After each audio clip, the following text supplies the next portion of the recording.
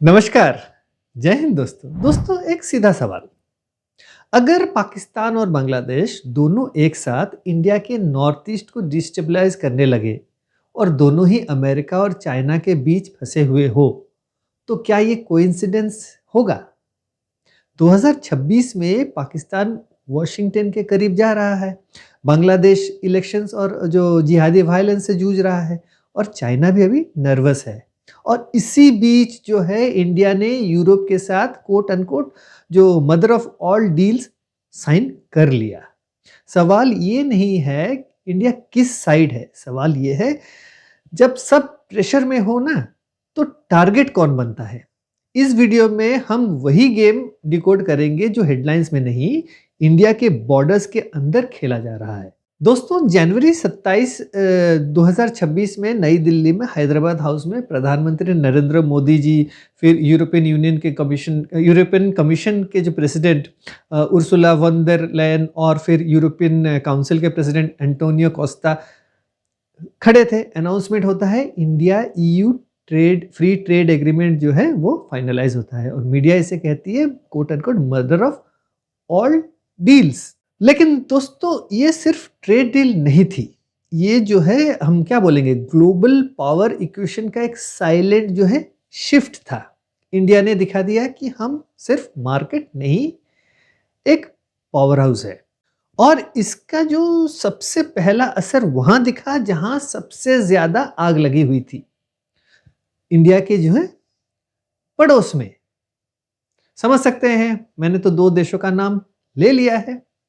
दोस्तों ये जो हमारा जो ये ट्रेड डील की जो टॉक्स थी ना, ये पिछले 25 साल से चल रही थी, लेकिन जनवरी 2026 में ये डील क्लोज हुई।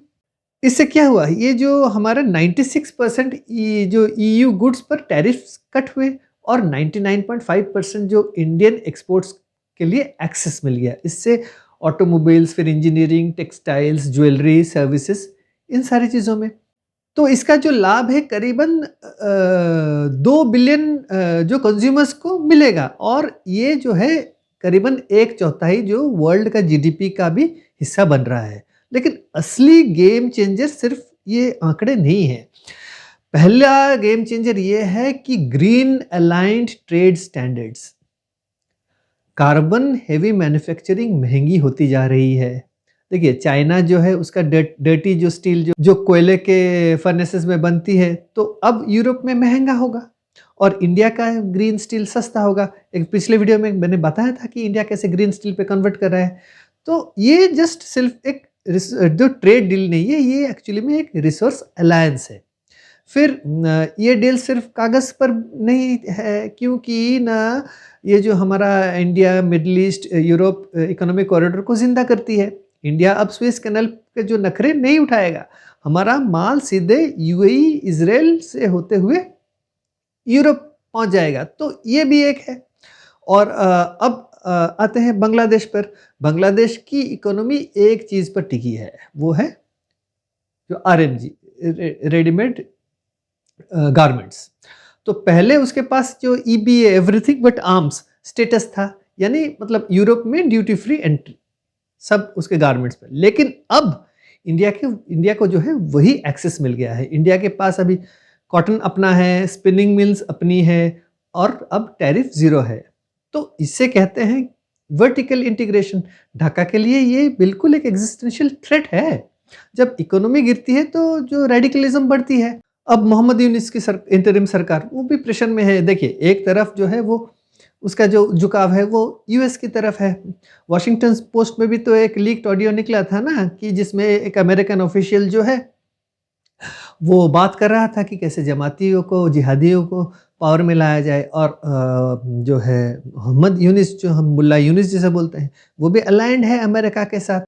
और जैसे कि आप लोग देख भी रहे हो कि हिंदुओं के अगेंस्ट जो अत्याचार वो भी बढ़ रही है क्योंकि ना मुल्ला यूनिस जो है वो खुला छूट दे रखा है। और दूसरी तरफ वो चाइना के साथ भी यूएवी डील्स कर रहा है। तो बांग्लादेश एक ऐसी कश्ती है जिसके दो मल्ला है और वो अलग अलग दिशा में खींच रहे हैं उसको।